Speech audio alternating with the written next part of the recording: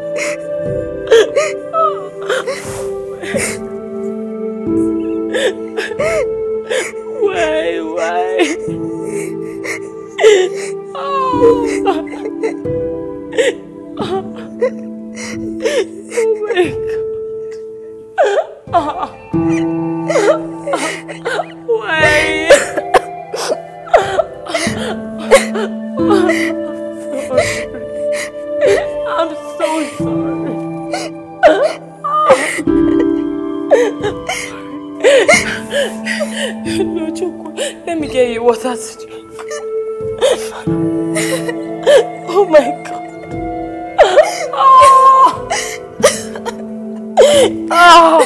Oh God.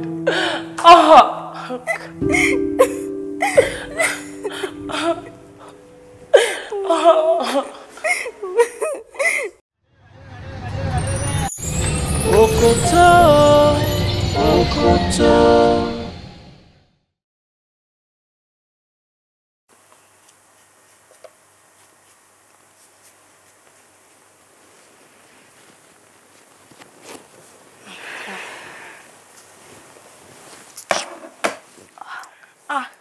Smallz, Carol. Okay. Good morning. Good morning. Yes, Dada. What club was really amazing yesterday. Mo really nice go. Mo rí gbogbo nǹkan tí mi ò rí nílé ayé mi. Wọ́n ní kíní kan báyìí tó máa ń fà tó ń fà bí kíní bóyá pipe ni àbí nǹkan mi ò tiẹ̀ mọ̀. Sìgá nìkan ni mo mọ̀ tó máa ń fà. Ó ní kan náà tó gbé dání tó ń ṣáná tó ń ṣe The part why I know one better. And girls, but you joke sorry and Sefunmi, the club is actually a place of fun. Yeah. The club is a place of sin. Sefunmi, ilé ẹ̀ṣẹ̀ ni. Sorry, tó bá fẹ́ ní fun, ìwọ wá sí fellowship wa. In fact, there is a Bible study today. The Bible is filled with fun-filled stories that will interest you. Gbogbo ẹnu ṣe sọ jàre. Má fi lọ mi dá sí abójúgun lẹ́gbẹ̀ẹ́ tí ice cream gba ojú yọbọ. Ṣọbọlẹ yo keke bidu ta ló pè é sọ̀rọ̀. Ṣé mo máa bèrè bí ọ̀rọ̀ kún le kó tó tẹnu bọ̀. Kó tó máa gbénu òṣìkiri ẹ máa yẹnu kiri gbogbo fi tó pè yín sí àti fi tó pè yín sí. Ìgbà wo lo di family member tó ń tẹnu bọ̀ family matter. Èmi feel pé tí wo ò bá lè bá àbúrò ẹ sọ̀rọ̀ gidi. Ó yẹ kémi lè come in kí ya máa advice ẹ. Okay, come lancer. Ó ṣé o. Ìwọ ló fẹ́ máa come in sínú matter family sí. Ó ti ya now mother. You are telling us what is right and what is wrong. Èmi ò sọ pé mo perfect. Thank God. Nobody is perfect and I am not perfect. Gbogbo wa la mọ̀ wípé àwọn kan they are on the path of destruction and there are some people that know the right thing. Hello. I really appreciate you. Your opinion counts. Thank you for banking with us. Ẹ lè máa lọ, ó distract me. Kí ni kan náà? Mama what di kiri gbogbo nule. Ìmọ̀ kan tó ń wá kiri ẹlẹ́jọ́ òṣì. Ṣé fún mi jàre ọmọ gidi? Ṣé bó ń gbọ́ nǹkan tí mo sọ fún mi? As I've said earlier, the club is actually a place of fun. You know, there are some people that they work from Monday to Friday. So sometimes, only if I ease the stress in one. Some people drinking works for them. And me, if they want to relax, come observe. And then there are some people that would want to dance and all. So different people with whatever works for them. But you can just ease your stress. Do you understand? Yes. But the fact that a club is a place of fun, you still have to mind things you get yourself engaged with. I know. Do you understand? Yes. So that you won't be negatively influenced. I know. I was so proud of you yesterday. They sharing you, telling you, so amazing. And when you come vibe, and when you come join, Sefunmi, I was spinning. It is called spinning. Oh, you were spinning. Oh yeah, that's it. Okay. But she's spinning. Me go mo enjoy you. You know me sha do ni mo enjoy you know. Oh nice go. Share it mommy àti daddy go ba mo pe ko. Sefunmi, don't even go there. Please. Kí ló dé? Jọ̀ọ́. Mommy àti daddy bá wò kí jo ń ṣeré ni. Má lọ jẹ́ kẹ́nu ẹ lọ rí bá ẹlẹ́sẹ̀ má lọ sọ̀rọ̀ ẹ̀ nlé o. Ó dẹ̀ mọ̀ bá àwọn parents wa ṣe rí. Ó mọ̀ pé ọmọ tó bá ti wà into entertainment tó bá ti papọ̀ mọ́ night lifestyle. Ọmọ burúkú no máa ro siru wa. Abi later say female DJ. Kí wọ́n mọ̀ sí mi wá gbọ́ pé ọmọ wọn tó mọ̀ tàwọn o female DJ. Kí ló mọ̀ tó máa ro. Jọ̀ọ́. I don't even want that. Má lọ jẹ́ kí ẹnu ẹ lọ rí bá ẹlẹ́sẹ̀ nílé o. Sefunmi. Ma. Mo ti gbọ́ ṣùgbọ́n kí o máa ṣe nǹkan táwọn ẹbí èèyàn gbọ́dọ̀ mọ̀ sí kò. Bobby, woman, this is campus. And here, you can be anyone you want to be. Okay. All right, tó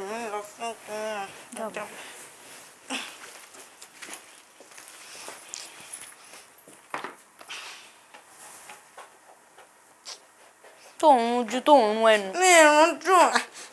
Ṣé máa ń dùn sẹ́gbọ̀n mi? Ṣé àbá mi ra nǹkan bọ̀? Bá mi ra nǹkan bọ̀, ẹ mú wá. Bá mi ra chicken pie bọ̀, máa fún ẹ lówó tó bá dé. Ìyẹn náà dà, tí bá rà fún yẹn pè mí lọ́mọ àlè. Ọmọ yóò fẹ́ kí n máa jèrè ohun díẹ̀díẹ̀ sí o.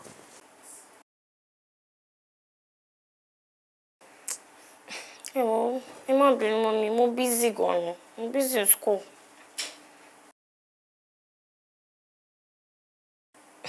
Ẹ má bínú ẹ wo lectures ni, ó pọ̀ gan, nǹkan tó ṣẹlẹ̀ nìyẹn.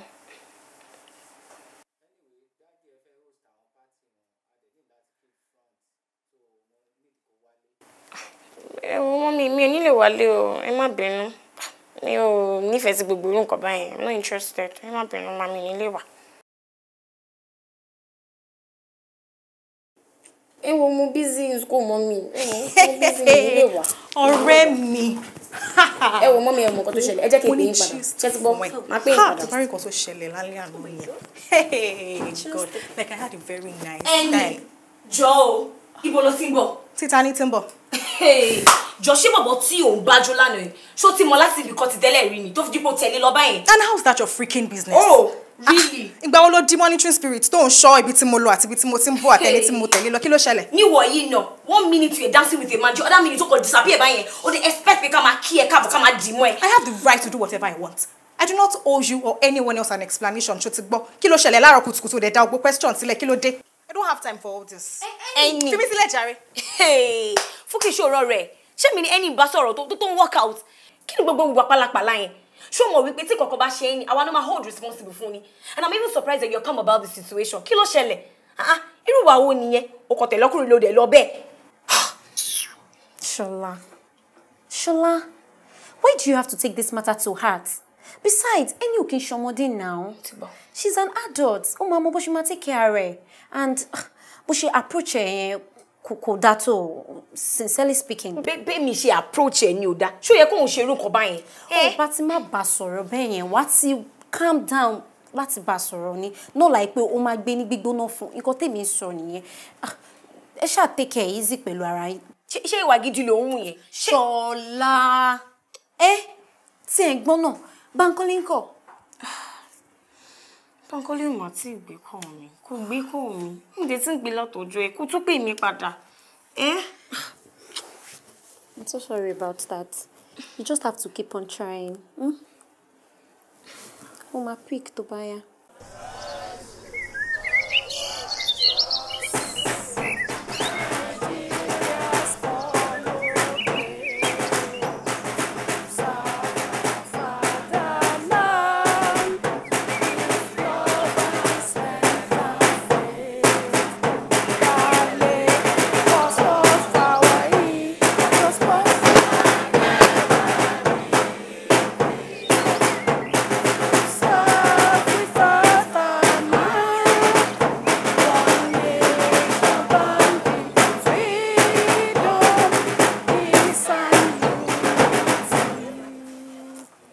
I pledge to Nigeria, my country, to be faithful, loyal, and honest, to serve Nigeria with all my strength, unity, and uphold the honor and glory, so help God. Good morning, students! I want to leave you with one message this morning. Yorùbá sọ wípé, díẹ̀ òní mú ẹlẹ́dẹ̀ ń wọgbà. Kí nìyẹn túmọ̀ sí? Ó túmọ̀ sí wípé nǹkan míì tẹ́ rò wípé ọ̀la ló máa ṣẹlẹ̀. Ó lè lọ jẹ́ èní ló máa ṣẹlẹ̀ o. This means whatever you need to do it right on time. Do not procrastinate. What's happening? Okay? Very good. Assembly dismissed. Calm down. Why do you always overstress things? Let me undo this. At least for once, trust me in your life.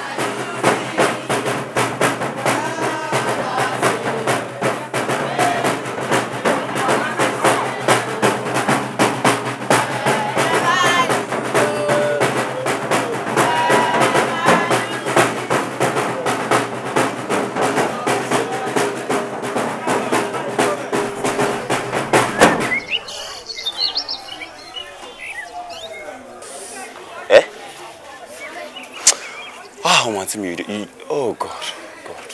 Oh yeah, wait. Take a deep breath. Wait. Shebi na me tell you, say make you trust me. Corper Niyi. I'll call you back. Is anything the matter? And where's Corper Bankole? Karama. Answer my question, please. Nǹkan tí mo bí ẹni kò dáhùn. Actually, ma, I think there's something I have to tell you. Hey, ṣé o lè? It's about one of our students, Dami. Dami. So what happened? Hey, mo ti ní kó mọ́ máa pariwo. Kò sọ pé òun jẹun rí.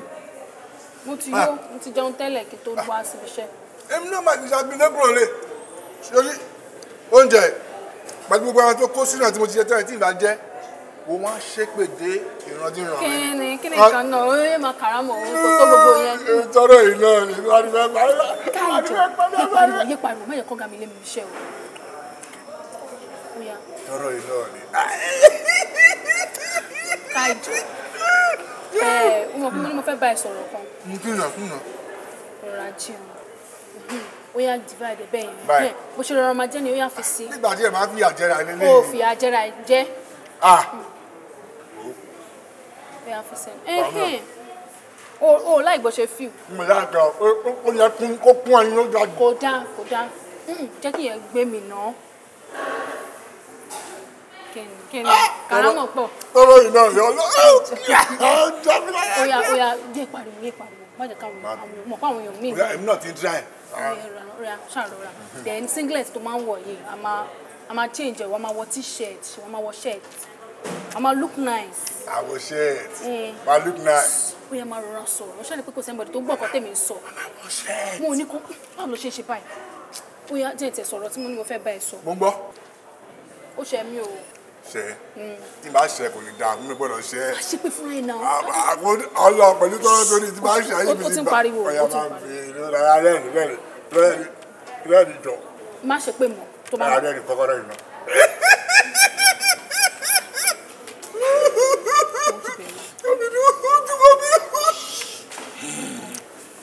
Tí a rọra máa sọ̀rọ̀ báyìí kò sẹ́ sórí àwọn tó wà bẹ́ẹ̀ sórí pé wọ́n sọ̀rọ̀ àgbọ̀n kan tó ń sọ̀rọ̀ jẹ́ káwọn náà rọra máa sọ̀rọ̀ tiwa kó má gbọ́ wa. Díẹ̀ náà ni. Toiletries mo ní kó ra fún mi kọ́. Toiletries èyí máa ń gbóhùn ṣeré ni. Mo ṣe máa ṣeré mo ní ìdí ẹ̀ náà. Bọ́ ìwọ náà mọ̀ pé olówó kan tí mo respect. Gbogbo ìgbà ló máa expect owó. Ó yá sọ mi tó máa ń kówó sí. So o believe me o ní believe me. Ẹ pariwo. O believe me. Mo believe ẹ bọ̀ ó yẹ kó ti. Nísòro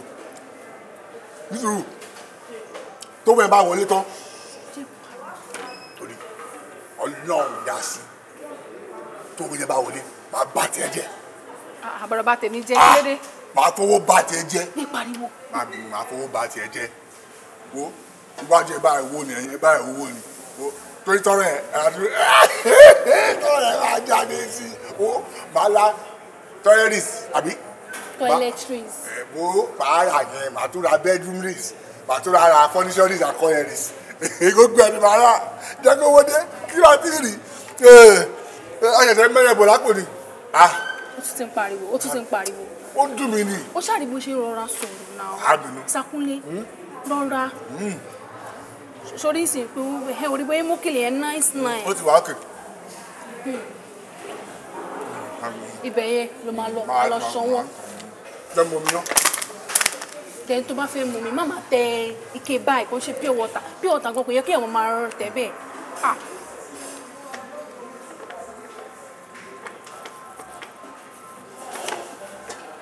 Ó wà ókè. Ó wà ókè bọ̀ má máa ti àwọn bọ̀ bẹ́ẹ̀.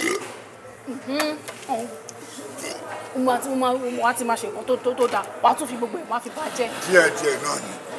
Kí n tó lọ tí bá ṣọwọ́n sì mò ń lọ sí ibiṣẹ́ tèmi. Ó dáa. Kíìsì.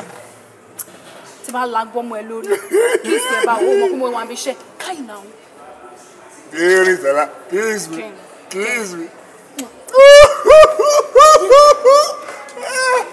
Ó dùn mọ́ mi ó lọ. I love you. Kí ni? Ó ṣọwọ́ ìjàre. Yé pariwo. I love you. Ó ṣọwọ́ mọ́ ni. Má bínú mo ti gbàgbé. Màá lọ ṣọwọ́ mọ́ ẹ wo. Àárí ẹ létà.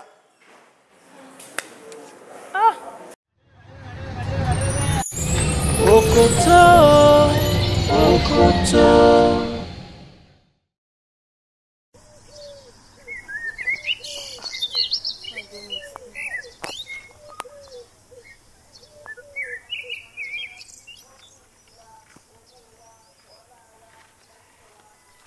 Isila. Honey. Kíni? Èwo ni gbogbo wèrè? Kí ló dé tó ń pè mí pé pàjáwìrì? Kí ló dé tó ń pè mí pé pàjáwìrì káàkiri? Kí ló dé? Ìwọ ọmọdé, kí ló dé? Ẹ tẹ wà romantic. Mo ṣe ń pè yín ní honey, ẹ mọ̀ ní ṣúgà. Ṣé máa gbọ́ ọ̀rọ̀ dáadáa tí ń sọ lẹ́nu. Ṣé ọ̀rọ̀ ṣúgà ọ̀nì? Ṣé ni mò ń bọ́ sọ ni? Kí ló dé tó fi pè mí wá ní àyìn ní pé pàjáwìrì? Mo fẹ́ rí yín. Mo fẹ́ rí mi fún kíni? Kíni kan tó fẹ́ rí mi fún? Mo fẹ́ bá yín sọ̀rọ̀. I missed you.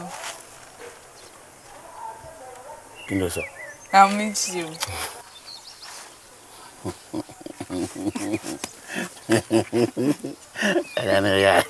Ya Samije. Ká tó ṣe mo fẹ́ bá yín sọ̀rọ̀. Irú rádaràda ò fowó nu. Sí irú rádaràda tó wá pè mí wá ṣe níbi àyín náà ni. Irú ọ̀rọ̀ òfowó ló fẹ́ sọ. Kọ́ sáńjẹ́ òun ṣe pé kí ni orúkọ náà. So kí ni nǹkan tó fẹ́ rí mi fún? Mo gbọ́rọ̀ òfò tó fẹ́ sọ, mo gbọ́rọ̀ ọ̀rọ̀ àwọn tó ní. Mo ní ìdí owó. Ẹnu gbẹ. Ń gbẹ. Wọ́n ní ìdí owó ẹnu gbẹ. Ẹni tó bá ń gbẹ kí ló dé tó lọ mú un. Sẹ́nu tó kó kiri yọ̀nù bòye. Ènìyàn sọ sẹ́rù ẹnu tó máa sọ pé ẹnu tó gbẹ dédé. Mo ní ìdí owó. Ṣé nítorí pé o fẹ́ tọrọ owó ló fi mú mi wá àyìn? Mi ò tọrọ owó, ẹ̀tọ́ mi lèmi ń béèrè àbí I am not your own ní ege. Mi ò tọrọ owó, ẹ̀tọ́ mi lèmi ń béèrè. Tí wọ́n torí tọ́lọ́hún, irú rádaràda wo lélẹ̀? Fẹ́ mi lówó, fún mi lówó, ẹ̀tọ́ mi sáà mò ń béèrè. Ìwọ mi wọ́n dàbí ìgbà tó máa mú kínní tó máa mú kankan ló tọ́. Ṣé òdodo ọ̀rọ̀ ló sọ pé o fẹ́ máa na bíìlì wá fún mi ni, o fẹ́ máa bí mi lé? Ṣé òdodo ọ̀rọ̀ nìkan tó sọ ni? Ṣé owó kọ́ wọ́n fi ń do something ni? Ṣé owó kọ́ láfi túnra ṣe ni? Wá. Ṣé pé o ti ń tẹ̀lé àwọn ọmọ tí máa ń kọ àwọn takasúfè, o ti ń tẹ̀lé wọn káàkiri? Torí gbogbo ilé ètò kankan ọkàn máa kọ́ bí ìgbà tí Ọlámídé tó ń fi kàpìkà tó ń rí míìsì tí ń ṣe kíní kan. Ṣé nítorí rádaràda tó fi ń bí mi léèrè pé kí n máa wá bí tó ń pè mí pé ó fòònù? Ṣé ẹ kó fún mi àbí ẹ kó fún mi kí n tètè mọ́ ọ lọ? Wá pàdé kí ni ìsìn ọ Isila? Ọ̀dà èló ni owó tó ní kí n fọ ní sí? Èló lówó tó ní kí n fọ? 5,000 5,000 péré. 5,000? Ẹgbẹ̀rún 5 péré. Ẹgbẹ̀rún 5? Owó sí oṣù kan. Jọ̀wọ́n tó di tọ́lọ́ èló lówó tí mò ń ná lórí Demola láàrin oṣù tó fi ní kí n máa mú 5,000 wá. Nígbà tí olúwa rẹ̀ tó bá mú 5,000 tí mo fi ṣe yìí tí mo fi lá ṣúgà tí mo fi jẹ láọ̀ní tí mo fi ṣe gbogbo yẹn. Jọ̀wọ́n tó di tọ́lọ́ gbà àwọn olè lórí rẹ̀ ò ní kó jẹ̀dì. Bá kó jẹ̀dì ẹ̀ sì lọ ràgbó lọ́wọ́ ìyàwó yín. Báwo gbò ní ìyàwó yín ta? Àbí mọ̀ fún yín ṣúgà mọ̀? Isila. Ẹgbẹ̀rún 5. Ẹgbẹ̀rún 5 péré. Ìyá Demola gan na bíìlì 5,000 tó bá na 1,000 bàbá kó bá ní mú 1,000 wá kí n tó lè sá sí méjì fún yóò ṣe kó tó jẹ. Alára kò mọ̀ sẹ́ni ara rẹ̀ gbà sí ìwà tó ní ti gbà sí ìdí owó. Ọ̀dà dúró ọ̀sán jẹ́ àṣìṣe gbogbo kí ni ọ̀wọ́n. Ẹ̀sà kò wó wa ná. Owó union ṣé ìní tẹ́ báyìí nísìn. Ṣé mọ́ ọ lọ? Ní sùúrù nǹkan tó tí mo kó lọ́wọ́ union ni owó gáràjì ni owó gáràjì ni. A ní ẹ kó wá náà ní sùúrù ẹ kó wá náà. Bá ti kó wá nìsín. Àwọ̀dé. Ẹ sáà ní sùúrù náà ní sùúrù. À ní pẹ́ o. Ọ̀yà jábọ̀lé. À ní pẹ́ o. Ó yẹ ìṣòwádìí ní tẹ̀lé. Isila. Isila gbé mi láńdé káàbọ̀. Èmi sàásù owó. Ó jẹ́ kí n sẹ̀. Shoo, you don fail again. Na so failure. I do bad thing when I put you for school. Abi which kind wahala be this? I never even feed my pikin finish. They carry one ogbanje pikin come give me for house. All your mates, they Onisha market, then they Aba market. They all teaching. Then they carry money come house, come give their papa. No be wahala. Not kill me. See me, I don't decide though. I know they send you go school again. He don't do. I no go allow me, they just they waste my money, No vex, please. Could you leave me alone? Nonsense. You could just waste person money. Let's see. No worry, it go better. You be my sister. No trouble when if you enter for this life. I'll go always there for you, yeah? Ivre, no worry yourself. Thank you. Na person you be. One day, I will come out this house. I go there on my own. No man go ever treat me the way Papa they treat me. Ever again. Shoo, SE. My sister, no trouble when if you enter for this life.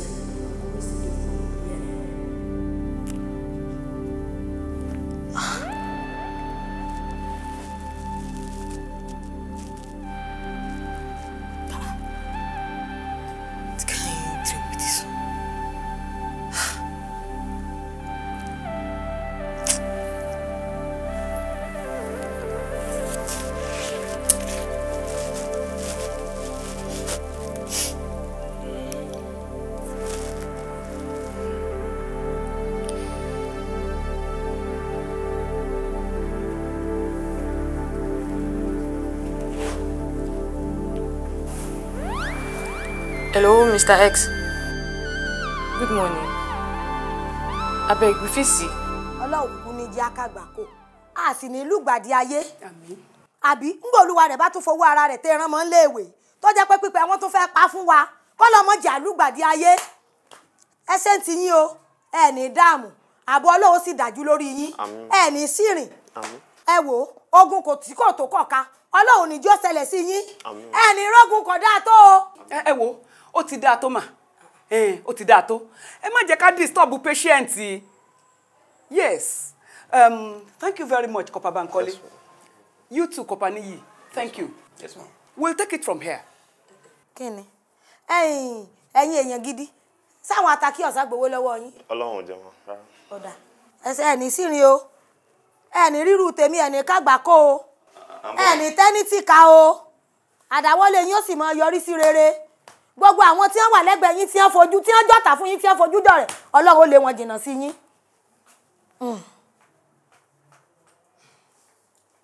Ọlọ́run ó ṣàánú wa.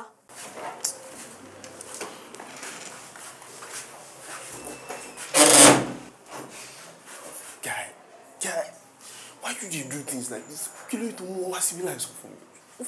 Ó fẹ́ báyé mi jẹ́.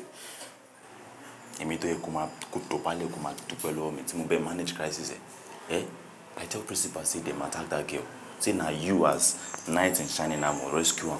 Na why that woman dey pray for you like that now? So kò fara balẹ̀ kó yẹ máa gbọ̀n. Wọ́n dẹ̀ gbà ẹ́ gbọ́. Bóyá kí n lọ sọ́tọ̀ fún wọn.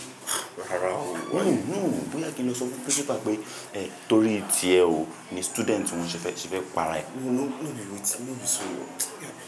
No be so. You're welcome. But Dami ńkọ́? No down. Show you in hospital. Wait, you don't fall in love? Love with a guy. But tí Dami máa jí tó wá lọ sọ nǹkan mi fún principal àti woman yẹn kọ́. Boy, we need problem. Like, you get problem.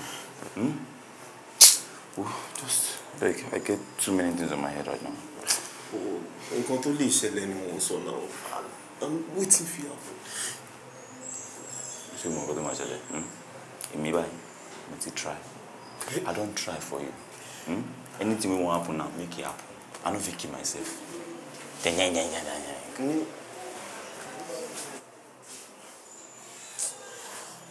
Bros, you sure me say SE2 for trouble. Now, wetin I dey very sure with that. Wait, what gives you that impression? Bros, see, forget say SE na one troublesome girl, na one girl we like wala. But e get one connection wey dey between me and SE. E get that connection don dey since small. If SE dey for trouble, e get wetin dey trouble me. And again, see, e get one dream wey be say I dream. That dream no be ordinary dream o. Na dream wey dey tell me something. SE dey trouble. SE dey trouble, boss. You know, with everything you said, me gon wish we came go ma share connection here pẹ̀lú SE. Ṣé bó mo lọ sọ̀rọ̀ nsin tó ń sọ pé on lala on rí SE. Èmi ò ní ro connection yẹn pẹ̀lú ẹ. Èmi ò kin rí lójú àlá kò ń bí mi sọ̀rọ̀. Gbogbo time tí SE bẹ̀rẹ̀ sí ní open up sí mi. Those times tó jẹ́ pé ó ṣẹ̀ṣẹ̀ fẹ́ máa bá mi sọ̀rọ̀ gẹ́gẹ́ bí girlfriend tí boyfriend. Wọ́n gbogbo ru nǹkan bá ìṣẹ̀lẹ̀. Everything just happened at the wrong time. You know, tí mo nífẹ̀ẹ́ tó jẹ́ pé ayọ̀ ọkàn mi. Things like this happen. Could you believe pé èmi àti SE, èmi àti ẹ just say everything will be fine. Because sin kankan tó máa ṣẹlẹ̀. I just want you to put your mind at peace. If SE is in problem, let us just pray. I'm sure that she will be fine. Mo dẹ̀ fi ń dá ẹ lójú pé a máa rí SE. Nothing bad will happen to her. Because if anything bad happens to her, I can't afford to lose SE. Yes, I can't afford to lose her. Bí mi ṣe rí gan, èmi ni mo mọ bí tára mi kù sí. And I know that we'll see her. Àwárí làwọn nǹkan bí a máa rí. I promise you that. Ṣó ti gbọ́? No wala, no yawa na. Wọ́n fọkàn ẹ balẹ̀. Wọ́n fọkàn ẹ balẹ̀. Me and Shanu say I go find my senior woman. That one sure for me. We go find her together. Lágbára Ọlọ́run.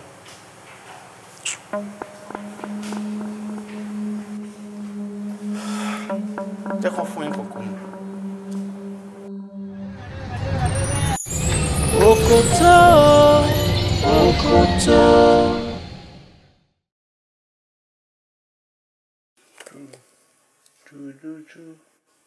Alpha, ṣé mo look nice? Níbo ló ń lọ? Kí n tiẹ̀? Ṣé nǹkan tó bí ẹ nìyẹn? Tẹ́ kó dáhùn question tó béèrè lọ́wọ́ ẹ̀ ò ń béèrè kí ibo mò ń lọ. Wow, o dẹ̀ fẹ́ kí n dá ẹ lóhùn àbí? That means you will sleep there. Ó yá mo lọ sọ́dọ̀ Amanda, ṣé mo look nice? Àwọn ẹgbẹ́ ń lọ síbi iṣẹ́, ìwọ̀n ń wó bèrè kiri. Yọ wá nǹkan ṣe sọ́rọ̀ ayé ẹ̀. Look nice. Sure. Torí pé mo kàn béèrè lọ́wọ́ ẹ̀ bí mo look nice. Mo fa gbóyin sọ́ọ̀tì ìbáyà. Ìgbà tó ń béèrè stupid question. Jẹ́ gbé mirror wúra ẹ̀ kò dẹ̀ take life serious. Ẹ pẹ̀lẹ́ o. Ìwọ tó take life serious. Àmọ́ bí tí life will end up now. Ìwọ kan náà fọ́ lẹ́nu tó ń fi ẹ lọ́n fún ẹ lọ sí hospital fún kinní. Ọmọ ló mọ̀. O ti ń dàgbà. Òun wó bèrè kiri. Ìsìlẹ̀ kó máa wówó kiri. After wàá sọ pé ọmọ kan root ẹ ọmọ kan. Wọ́n ṣe ní root ẹ ò lówó dání. Ìwọ kan root ara ẹ now. You root yourself. This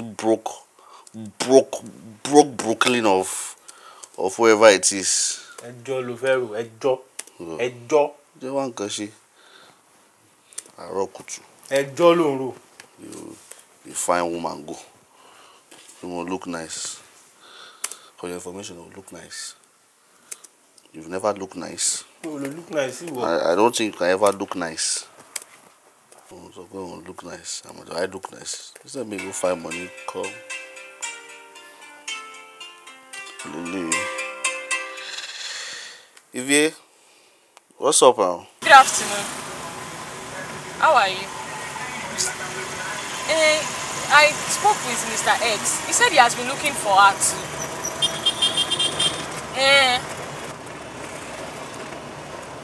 I don't even know. I don't know where I want to find her go. I don't know what to do again. But how well do you know this man?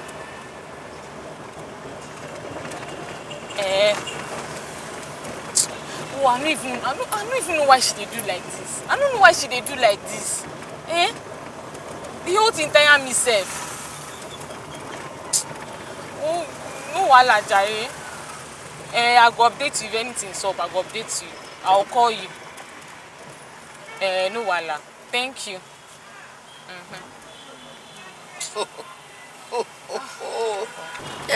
Àǹtí òyìnbó. Rọra fáwọn onímọ́tò dẹ̀kùdẹ̀kù tẹ́ ń wò ó. Wọ́n á dá fúnra járaja bẹ́ẹ̀ tí wọ́n. Ọlọ́run ló mọ tẹ́lómi fi pilẹ̀ wẹ̀. Àánú yín máa ṣe mí ni tí mo bá rẹ́yìn obìnrin tẹ́ ń tẹ̀ láwọn mọ́tò dẹ̀kùdẹ̀kù. Wọ́n á dá fúnra járaja. Ẹ wo mo kọlù kan jò ní. You know what I mean sọ. Òyìnbó tó mi Ọlọ́run ní kí n lọ́lọ́run. Tí mo lọ́lọ́run tí mo léèyàn. Kì bá tì mí lọ kéré máa ń jẹ́. Àǹtí Dani ẹ̀yin mo bá sọ̀rọ̀. Kí ló dé náà bàbá?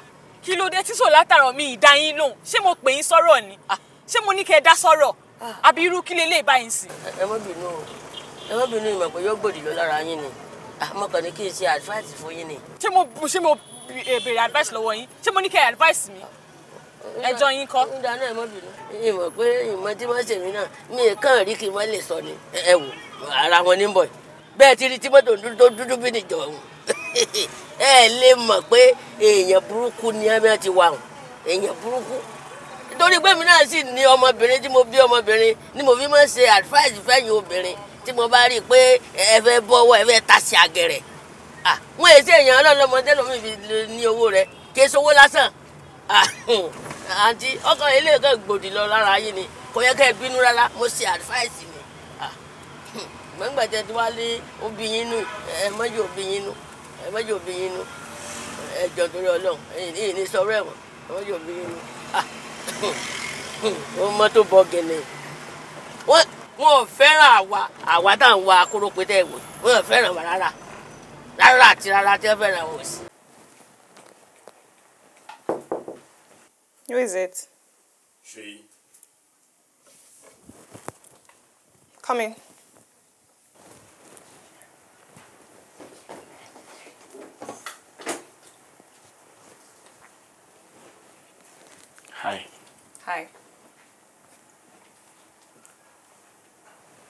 hotel ní kí n jókòó. Sorry, jókòó. Sit down. No, I'm fine. I just want to stand here and keep staring at you like that. Ṣebí o sọ pé o fẹ́ jókòó ńsìn.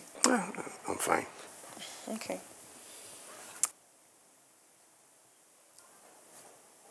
Kí ló tó fi ń wọ́ mi bẹ́ẹ̀? Amanda, accept me.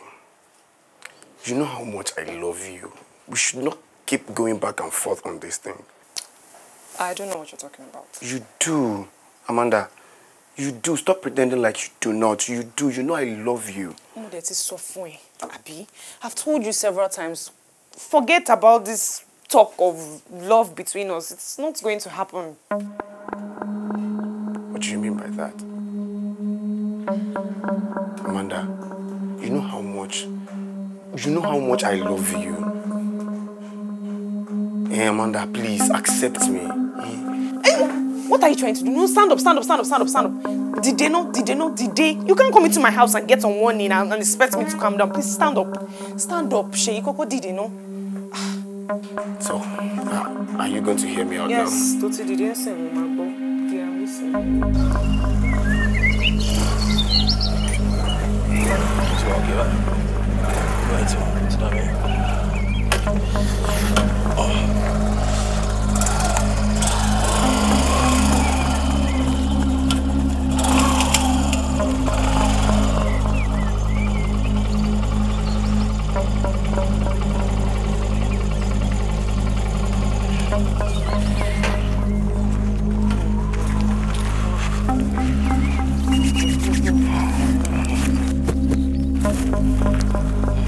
Amanda, look at me.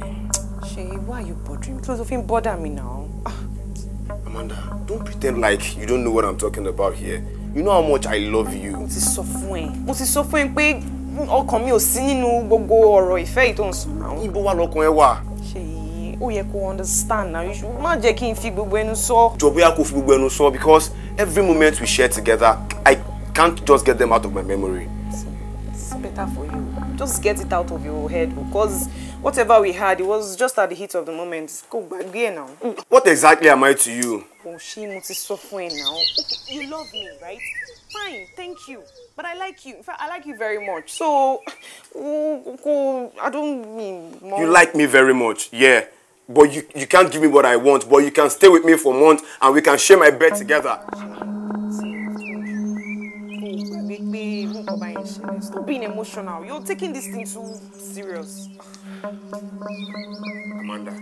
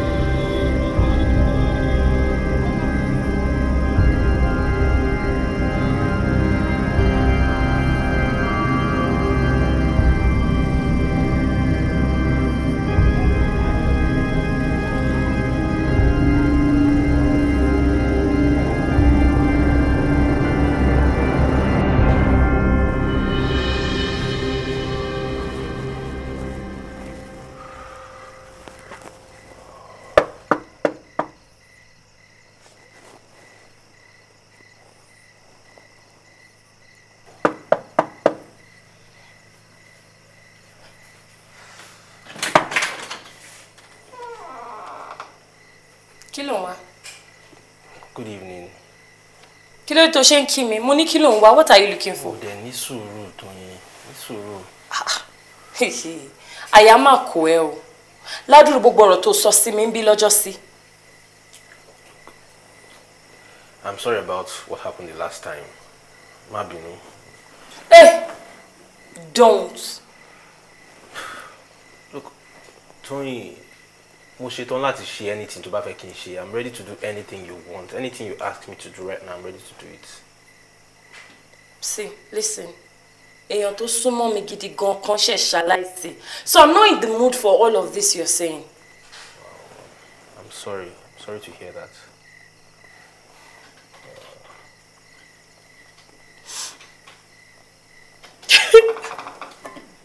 It's okay. It's okay. Alantere o.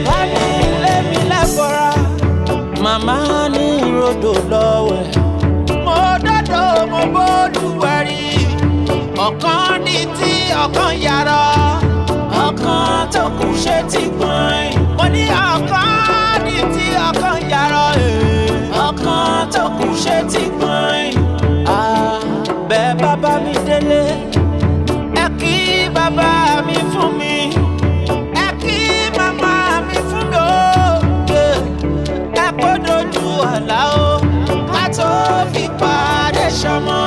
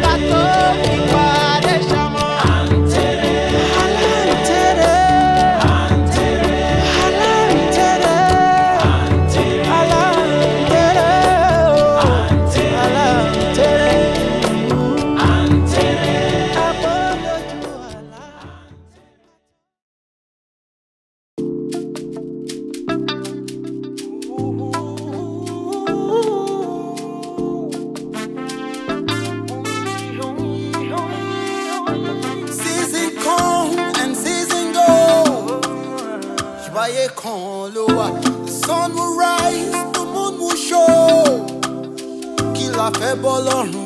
It doesn't matter what I see. I will rise and chase my dream.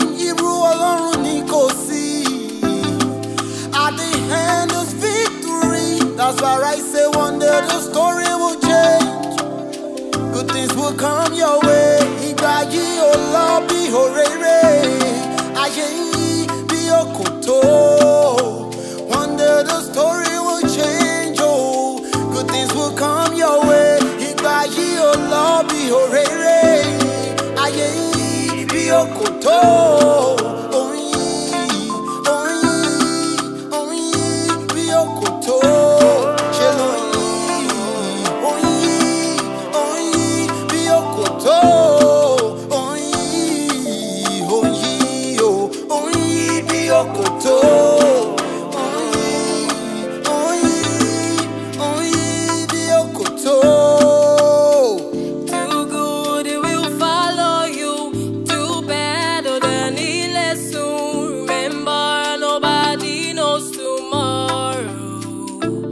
Báwo?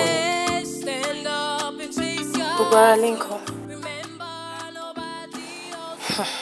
Ó ga o. Kí wá ní plans báyìí?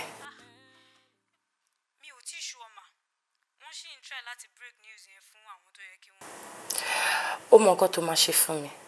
Whatever the plans are, just make sure pé o carry me along. Mo mọ̀ pé kò tí ì pẹ́ tèmi àti ẹ̀ mọ́ra, but he was a good person and I would like to honor his memory. Okay, ma, ó ti yé mi, ma. Okay, Mama, expect call. Alright then.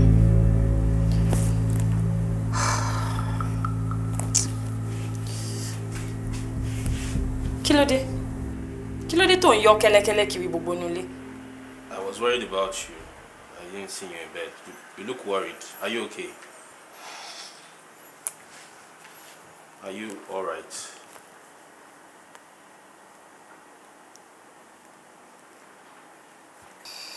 Check your phone.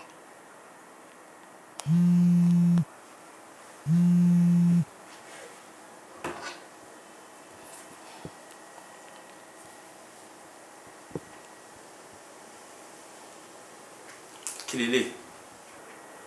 Bank transfer. Bank transfer, really? What's funny? The way you throw money at me like I'm some what? As if you don't need it. Well, okay, me right, nonsense to find my mom. I have a lot of things to do. Tony, I'm just trying to be there for you in any way I can.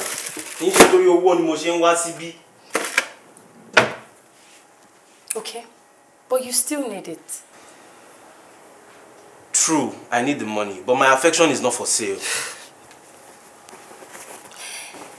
I'm not trying to buy your affection. I'm only giving you money. Don't be foolish. Well, tó bá ti ṣe nǹkan tó fẹ́ ṣe jọ̀ọ́ nítorí Ọlọ́run kó ra ẹ jáde nínú ilé mi. I have a lot of things to do.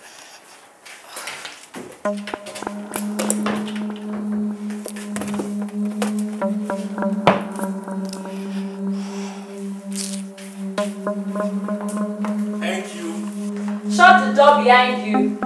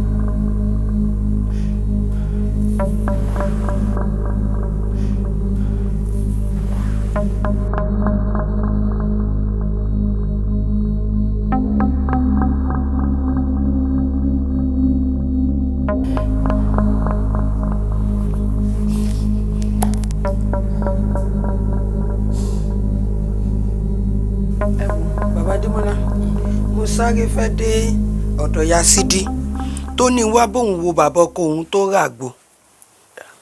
Ìgbà wo ló máa dé? Mi ní pẹ́ dé mo dé tán ní ìsìn. Oúnjẹ tèmi wá kó báwo mo sì fẹ́ jẹun. ń bẹ lórí tébù. Kò burú gbà náà má pẹ́ dé o. Mi ní pẹ́ ó dà o. Má pẹ́ o.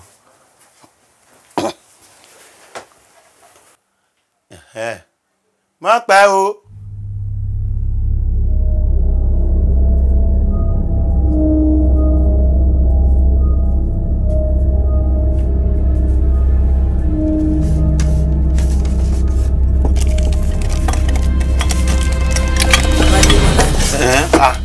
Ṣé o sì? Kò sí nǹkan kan mo wá kíní kí lẹ̀ wá? Kíní ID card àwọn ọmọ pé kíní àwọn ọlọ́kadà nísìn ní ọ̀dọ̀ wa ọmọ pé wọ́n ti ṣí ID card kan fún wọn ó ní mi ò wá tiẹ̀ mọ́ ní mọ́. Ẹ wo ẹ dákun ẹ kó lọ́nà fún mi. Ibo ló ti ń bọ̀ ibo ni o lọ́bi tó ló ń lọ mọ́ ni. Mi ń lọ mo gbàgbé nǹkan ni mo ní ìsúré wa mú. Ìyún ló sọ kò sí bí mi léèrè àwọn ìbéèrè tí ò ní láárí. Ẹ ṣàkúrò àgbọ́dọ̀ sọ àgbọ́dọ̀ sẹ́nu gúnmú ebú ni bó ni mo fi kí náà hùn sí o.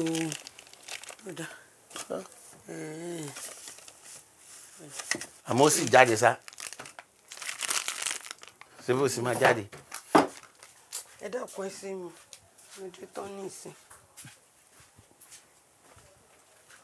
Ọ̀dà o.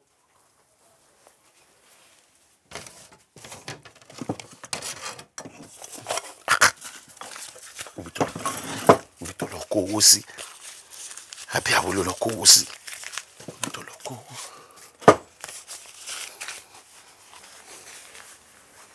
Èmi ní ọ̀bàlẹ̀ mo kọ́ ẹ̀wò mi sí. Before we go in this morning, I want to emphasize to you the importance of security. You know that there is so much evil in the environment these days. Ritual, kidnapping, robbery, and young people are the most vulnerable.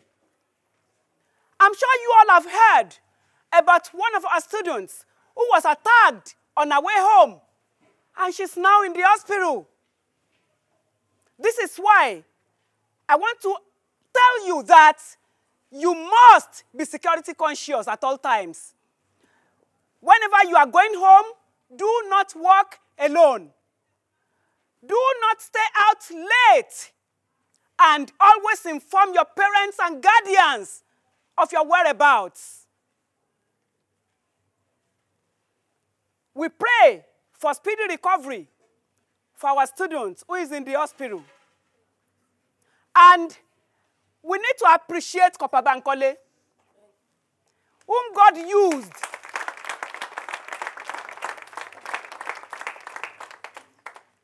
It was Corper Bankole that God used to rescue the students when she was attacked. So, I wanted to once again appreciate Corper Bankole. Well done. Well done. All right. Assembly dismissed.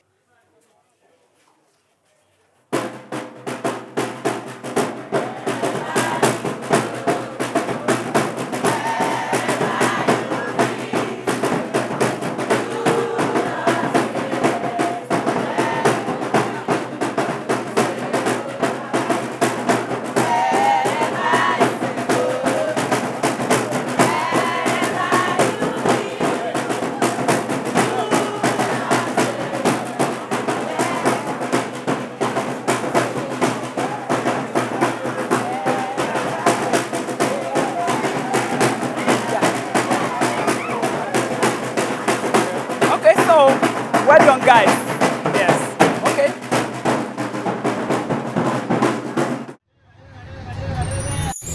Okoto, Okoto. Olúwo ṣe, Olúwo ṣe, Jésù Olúwa wa. Àmín. A ti dúpẹ́ báyìí. Àwa fẹ́ gbàdúrà. Sá, a máa gbàdúrà bí ẹni tí yẹ ṣí. A kan ilẹ̀kùn ọ̀run. A ní Olúwa. Olúwa o. Ẹ gbàdúrà bẹ́ẹ̀ ni tó ní mi nú. Ẹ ní Olúwa. Olúwa. Olúwa. Olúwa. Ọkàn Sister Kẹ́mi. Ọkàn Sister Kẹ́mi Sọ́lá. Olúwa fi ọwọ́ kàn. Olúwa fi ọwọ́ kàn. Ìwọ tó fọwọ́ kan ọkàn Sọ́ọ̀lù. Ìwọ tó fọwọ́ kan ọkàn Sọ́ọ̀lù. Tó sọ di Pọ́ọ̀lù. Tó sọ di Pọ́ọ̀lù. Olúwa fi ọwọ́ kan ọkàn Kẹ́mi. Olúwa fi ọwọ́ kan ọkàn Kẹ́mi. Lórúkọ Jésù. Ní orúkọ Ẹ̀mí Jésù. mímọ́ o. Olúwa fi ọwọ́ kan ọkàn Kẹ́mi Sọ́lá. Lórúkọ Jésù. Sister Kẹ́mi Sọ́lá. Olúwa fa ọkàn ẹ̀ sọ́dọ̀ mi. Lórúkọ Jésù. Fà sọ́dọ̀ mi. Fà sọ́dọ̀ mi. Fà sọ́dọ̀ mi. Fà sọ́dọ̀ mi. Lórúkọ Jésù. Fà sọ́dọ̀ mi. Fà sọ́dọ̀ mi. Fà sọ́dọ̀ mi. Lórúkọ Jésù. Jésù Olúwa wa. Àmín. Habbakuk. Brother Mathew. Ẹ jọ̀ọ́, bá a ṣe ń rin ìrìn àjò àdúrà yẹn lọ. Mo ń gbọ́ àwọn àdúrà tó fẹ́ máa tako ara wọn. Ẹ jọ̀ọ́, ṣé ẹ fẹ́ máa bá Jésù du ọkàn ni? Rárá, nǹkan tá à ń gbàdúrà náà ni mò ń ṣe. Rárá, Brother Mathew, àdúrà kan náà kọ́ la jọ ń gbà. Ẹni kò fà sọ́dọ̀ yín, fà sọ́dọ̀ yín. Ọkàn Sister Kẹ́mi Sọ́lá náà. Ẹni sùúrù, ṣé kò yé yín wípé tí a bá gba àdúrà yìí, ṣé ẹ mọ̀ pé yín wà nínú Jésù? Ó máa dára, ó máa dùn tí àwọn bá wọlé wá bá yín nínú Jésù. Ẹ wá fẹ́ máa confuse àwọn áńgẹ́lì Ọlọ́run. Ẹ má ṣe bẹ́ẹ̀. Ẹ mọ̀ pé iṣẹ́ yẹn ó fi máa easy fún mi tó bá ti wà nínú Jésù nsìn. Next step yẹn máa easy. Ẹ máa easy. So nǹkan tí a jọ ń sọ nǹkan. Ẹ jẹ́ ká gbàdúrà bẹ́ẹ̀ tí yẹ̀ sí o. Ká gbàdúrà bẹ́ẹ̀ tí yẹ̀ sí. Ó dá kí ẹ rán mi létí kí ni prayer point yẹn. Mo ní pé kí Olúwa kí ó fa ọkàn Sister Kẹ́mi Sọ́lá kó fà sọ́dọ̀ mi. Ẹ̀rẹ̀ láàjọ ń gbà nǹkan kan náà. Àjọ gbà kankan náà. Àjọ gbà. Ẹ wo my brother, ẹni tó bá rí ọ̀run wọ̀ lórí ayé wa o. Ẹ jẹ́ kí n sọ fún yín, ẹni tó bá rí ọ̀run wọ̀ lórí ayé wa, heaven is the goal. Kí ni mo wí? Heaven is the goal, sir. Ẹ má jẹ́ kí ohun ti ara kó ṣì wá lọ́nà ti ẹ̀mí. Kò yé? Ó dẹ̀ yẹ ká prioritize, sir. Ṣé mọ̀ pé ó máa ń sọ kíní yẹn fellowship, ó yẹ ká prioritize. Mo dẹ̀ ti ń rí priority yín, mo rí pé ó ti ń kúrò lọ́nà. Ó ti ń kúrò lọ́nà. A máa ní kẹ́ wá fẹ́ evangelism, ẹ̀ ní wá. Ṣé ẹ mọ̀ pé téèyàn bá máa ń jíyìn rere, téèyàn bá máa ń lọ fún evangelism, àtàrà bàtà la máa ti mọ̀. Ẹ wò ó bàtà bó ṣe ń dán bí adé Dáfídì. Nígbà tẹ́ ẹ lò ó, ẹ wọlé, ẹ rí bó ṣe rí. This is the shoe of the gospel.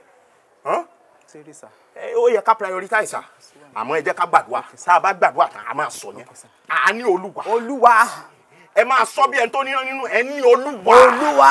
Ọkàn Kẹ́mi Sọ́lá. Ọkàn Sister Kẹ́mi Sọ́lá. Olúwa fọwọ́ kàn. Olúwa fọwọ́ kàn. Kó o sùn sọ́dọ̀ Jésù. Kó o sùn sọ́dọ̀ mi. Bẹ́ẹ̀ bá tiẹ̀ mọ̀ ní tẹ́ ẹ máa sọ rárá, ẹ kàn máa sọ yẹn. Ẹ ní ọkàn Sister Kẹ́mi Sọ́lá.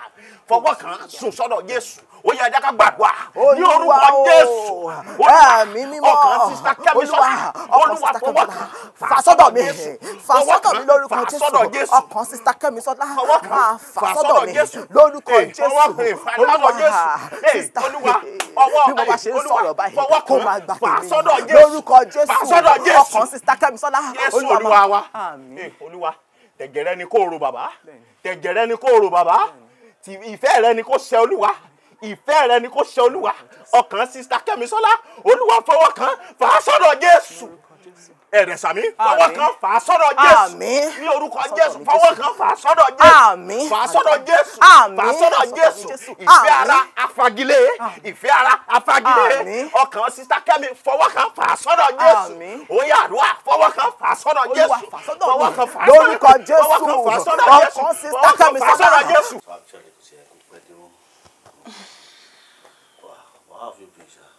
Fine. Guy, how far now? You know what they prepare by? Báwo ni now? Wow. Anyway, Daddy. Thank you Amanda. so much, Uncle. I'm a later. Yeah, I should go on. Alright, I'll take care, alright? Yeah. Guy, later now. Oh yeah, no, later.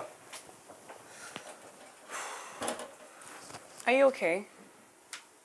I'm fine. Are you sure? You look very, very flustered. I'm fine, I'm just tired. Okay. Ngwabiano, I'm later, Ganya, since you're tired. Hmm? Oh. And you're Nese. Are we fighting? Look, I'm tired. I don't have time for this rubbish. Kim, did I do something wrong? Go get a Kwan.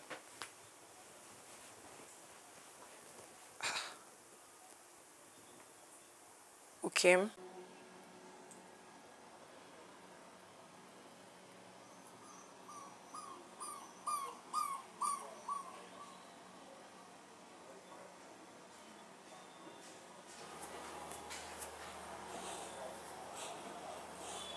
Boss. Hey, my guy.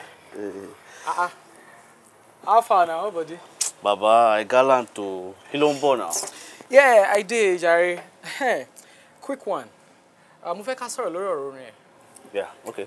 Yeah, I don't get person we would like acquire your song.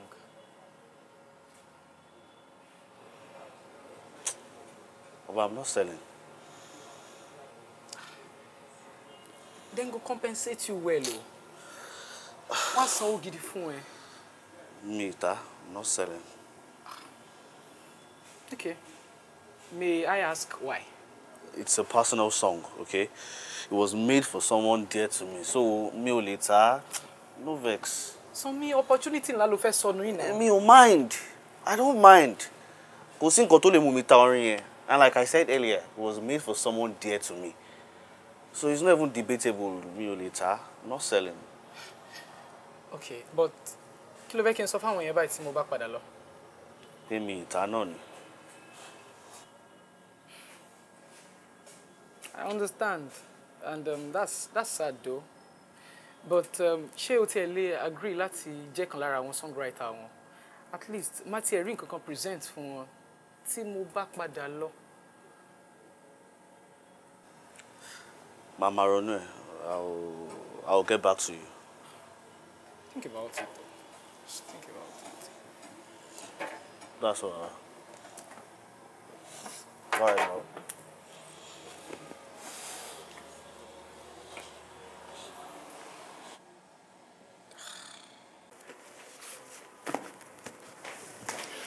Ẹ káàsán àǹtí. Káàsán o. Ẹ jọ̀ọ́ mo fẹ́ rí ọ̀rẹ́ mi kan. Wọ́n ní pé ibi ni wọ́n gbé wá, pé hospital yìí lọ gbé wá. Ọ̀rẹ́ ẹ̀ wo nìyẹn? Dami lórúkọ ẹ̀. Ó kò ga púpọ̀. Ó lómi lára díẹ̀. Ó dẹ̀ rẹwà. Ṣé ìṣẹ̀lẹ̀ tí àwọn bọ̀dá méjì kan gbé wá? Òun náà ló máa jẹ́. Ìyá pẹ̀lẹ́ o.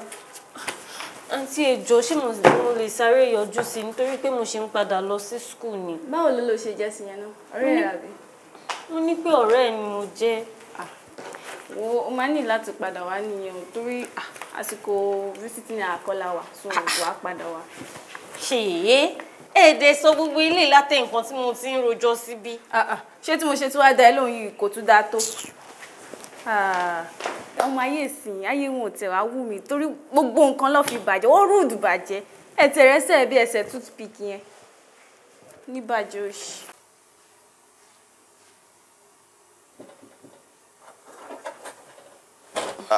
Ẹ kúlé o. Ẹ káàbọ̀ sọ́mi. Bọ̀bọ̀ ti sọ ní. Ó fẹ́rẹ̀ díẹ̀. I see. How far now?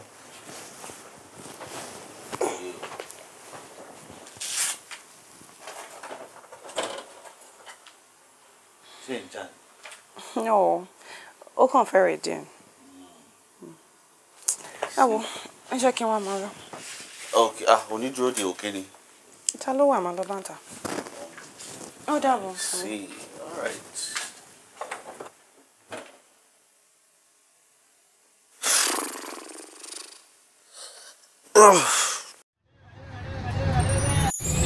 Okoto, Okoto.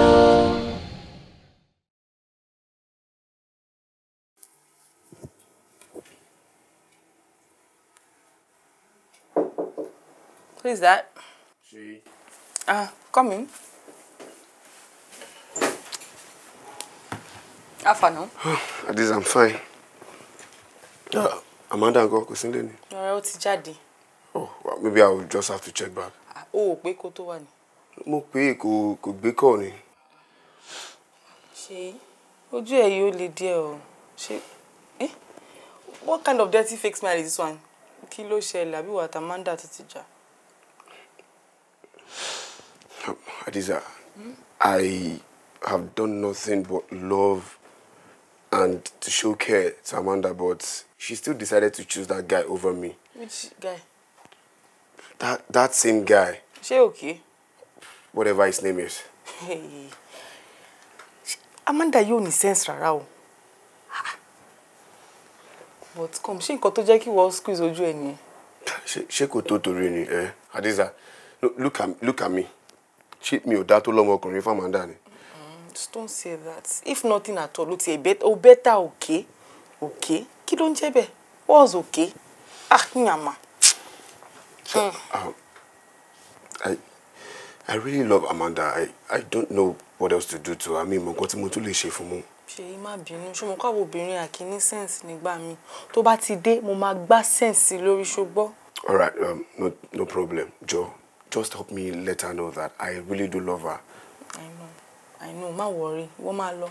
Máa rẹ jíṣẹ́. All right, thank you. Bye. Kúrọ́ra o. Amanda. I don't get it though. I honestly don't.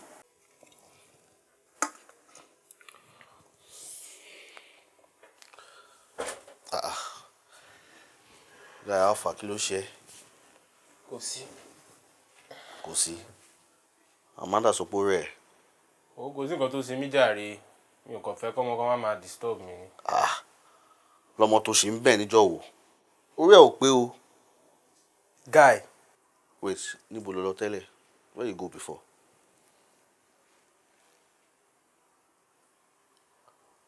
O lọ sọ́dọ̀ Tóyìn. Nǹkan kan ṣe Tóyìn. Okay. Nǹkan kan ṣe Tóyìn. I'm worried Nǹkan about ṣe her. ẹ́ na you. Ìwọ gangan nǹkan ṣe ẹ́. Ó wà okay o. Instead go focus on Amanda o tún lọ ṣe F-boy kiri. Ọmọ your village people no gree back off wọ́n tẹ̀lé ẹ̀ gan. Ìwọ tó ń lé tó tún ṣe slow mo. Something they do you. Wallahi.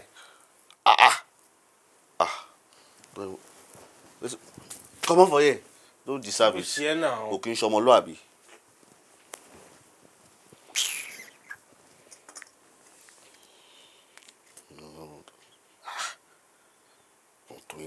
To Amanda from Amanda so. Only problem. Oh, ṣá lè mú méjèèjì. All right. You blame me. I don't blame you. Useless man.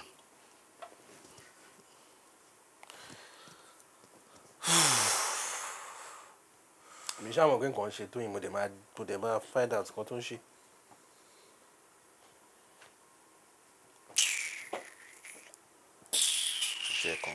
Nothing concern me again. Gonna stress her. Mo ní nǹkan ṣèyàn. Ṣé mi ò ní ṣé kí n filẹ̀ kó bá ní púpọ̀. Ẹjọ́ ló fẹ́ rò, ẹjọ́ ni. I'm not interested. Now the picture of this. They see am. Correct. Na SE be her name. Na my sister. Like my sister or confirmed sister na be we close way. So these few days, get one parole so. You understand? I no see my senior woman. I come from village, I no see her. So now you make me come meet you. I beg if you help me run that package. I even trust you, help me run now. I won't know what's up. I won't make you help me find her. You understand? Then make me come meet you. Kọ́tẹ́ mi kọ́ tẹ̀ tún rò ní pé ṣé kò sí àwọn ibi tí a lè wá sí bóyá bí ọ̀dọ̀ àwọn ọ̀rẹ́ àbí boyfriend àbí nǹkan kọ́tàkọ́tì lè pé tá a máa fi get there. SE no get friend. SE no get any friend at all. But if na relationship, well, no be say relationship no buy, you understand? Na just friends with benefits. Get one guy like that, me that $2 waka. Na so me be him, but no be that one. Leave down, no be that one. Me, I know say no be that one. But you get one guy, name na Mr. X. And that guy can go name they tell me say na him go do that work. You understand? He will no pure at all. He will no soft. So na him I one way follow. Let me do that work. You understand? So na so it be. That our sister. Below ti ṣiṣẹ́. Iṣẹ́. I tell you say person na jai she know dey work. She no get particular place she dey work. Now online she dey do her own job. Online. Kí ni Andrew? If na that one, I go give you. That one no be problem at all. I go give you that one. You understand? Hey, Sparko, You get one chief at Bimba. If you say they are two, they don't want parole one time like that. You don't tell, but now you don't break up. You understand? But I'm not sure that not the chief, no be the chief. Now that Mr. X come. My mind tell me say na him. So let me follow am up. Do the, you understand? Trust me now. My name is Sparko. We don't come on if any country or shit now. I'm on our street boy. We are going to go watch now. Fumi like G. My friend. Yeah. Yeah. At process and the quantity, the customer, which is to buy. Ẹ káàbọ̀. Ẹ kúlẹ̀ o. Ṣé ìbéèrè?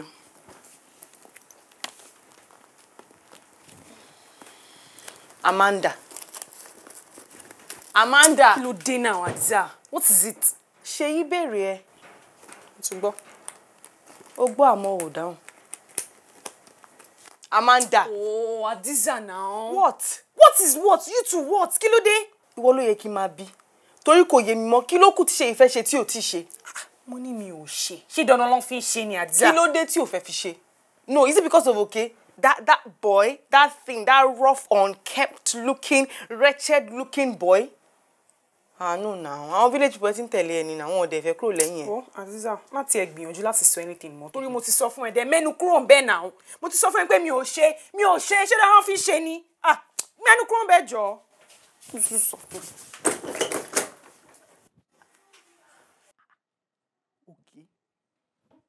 That thing. That waste of sin. Ew. This is what I always tell you in class. It's not just about giving me my note back. Ẹ máa gbìyànjú láti béèrè tí nǹkan kan bá rú yín lójú. Is that clear? Yes, sir. Okay, so on that note, we've come to the end of today's class. See you all next time. Yes, Lade. I have a question for you, sir. Okay. Go ahead, ask your question. Would you like me to ask it here in front of everybody?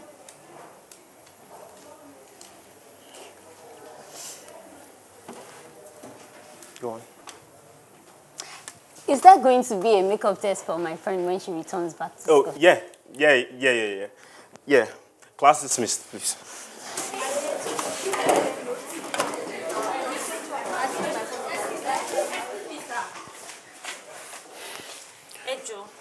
Lade, kí ló tún ṣẹlẹ̀? What do you want? Please, I have another question for you, sir. What is wrong with... Ejo, kí lẹ ṣe fún Dami? Kí ni mo ṣe fún Dami bí ti báwo? Ṣé ìwọ ò gbọ́ nǹkan tí principal sọ lórí assembly ground? Ó ti dàbí pé ẹ rò pé mo gọ̀. Ẹ rò pé mi ò mọ̀ pé ẹ̀yin lẹ wà nídìí nǹkan tó ń ṣe Dami àbí? Lade, kí ni problem? Ṣé bí mo ṣe help ọmọ tí wọ́n attack sí ni mo fi jẹ̀bi? Ṣé bí mi nìyẹn? Ọmọ tí wọ́n attack. Ẹjọ́ ta ló attack. Ìgbà ó ní ẹ̀yin gangan tí wá di olùgbèjà. Ọmọ tí wọ́n attack wo. Ó dẹ̀ pé èsì ẹ̀ mọ̀ pé mo mọ̀ pé kòkòrò tí ó ń jẹ ẹ̀fọ́ báyìí ìdí ẹ̀fọ́ ló wà. Ẹ má tiẹ̀ worry, ṣé bẹ́ẹ̀ mi mò ń bá yín rojọ́. Ẹ wò ọkà ti fó torí mi máa lọ sọ fún principal pé irọ́ lẹ̀ ń pa fún wọn. Ẹ rò pé mi ò ní lọ sọ bẹ́ẹ̀. Ẹ rò pé mi ò mọ nǹkan tó ń ṣẹlẹ̀. Báwo ni mo ṣe mọ̀ pé irọ́ ni mo pa? Ṣebí Dami máa jí. Ṣé ọmọ yẹn máa jí lọ́jọ́ kan? Ẹ má worry, ọjọ́ gbogbo báyìí ní tó lè, ọjọ́ kan dẹ̀ ní tó lóhùn, ẹ má rí.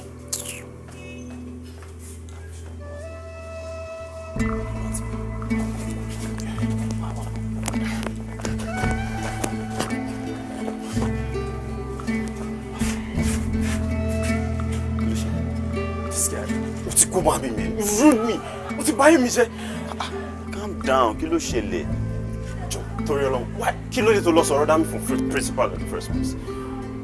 Kí ló expect kí n ṣe? Kí ni wọ́n expect mi kí n ṣe tọ́mọládé yẹn bá lọ sọ fún principal pé irọ́ ni mo pa fún wọn? Báwo ló ṣe fẹ́ mọ̀? Ṣé wọ́n sọ kankan fún? I don't know. You don't know. Ọmọ àǹtí mi, ṣó sọ fún pé ọ̀rẹ́ ẹ̀ fẹ́ para ẹsẹ̀ lọ́rùn? Báwo ni mo ṣe máa sọ orúkọ bẹ́ẹ̀ yẹn fún? Then stop being jittery about it. Kò lè mọ̀. Lè dá ẹ̀já mi. Tí Dami bá jí ńkọ́?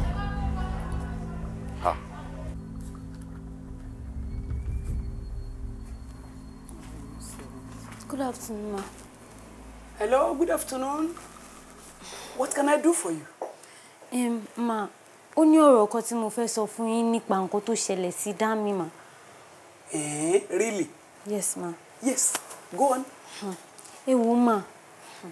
Corper Bankole is responsible for what happened to Dami, ma.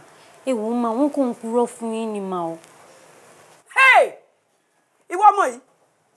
Are you sure of what you are saying? Yes, ma. Ó dá mi lójú, ma. You are sure of your allegation against Corper Bankole? Bẹ́ẹ̀ ni, ma. Hey! Hey! Hey!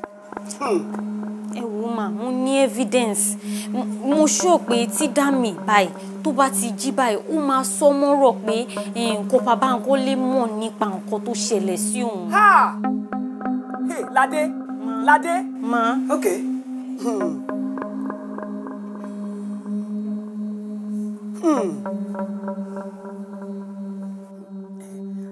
Hello?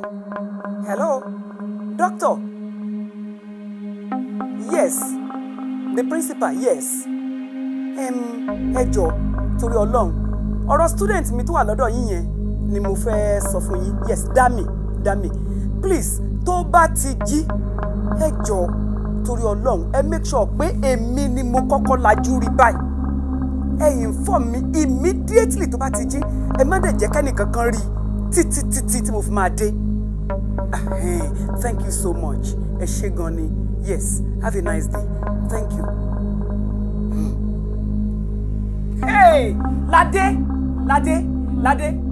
If I find out wípé o mọ nǹkan tó ń sọ nípa Corper Bankole yìí, I will deal with you. Ma, ó dá mi lójú. Hey!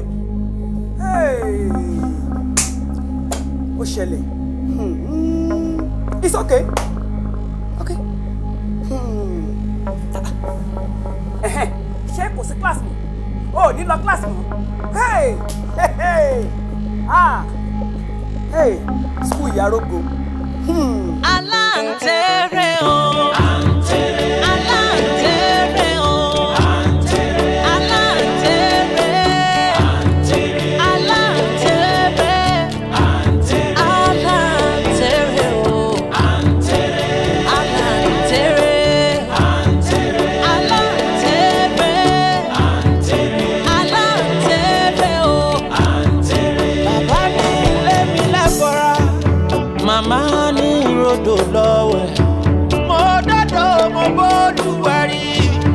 Ọ̀kan ní tí ọ̀kan yàrá, ọ̀kan tó kù ṣe ti gbọ̀n. Mo ní ọ̀kan ní tí ọ̀kan yàrá, ọ̀kan tó kù ṣe ti gbọ̀n.